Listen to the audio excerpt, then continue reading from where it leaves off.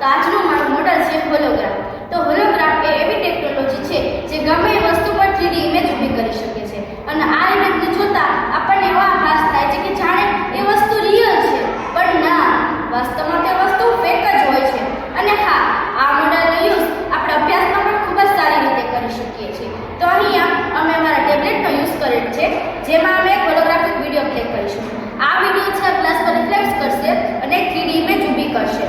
અને હા, જે બીજા પિન છે તે ડાયરેક્ટ ઓબ્જેક્ટ પર પડશે અને તે બીજા પિન છે રેફરન્સનો યુઝ કરીને પણ 3D ઇમેજ ઊભી કરી શકે છે. તો આ મોડેલના ઘણા બધા ઉપયોગો છે, જેમ કે એજ્યુકેશન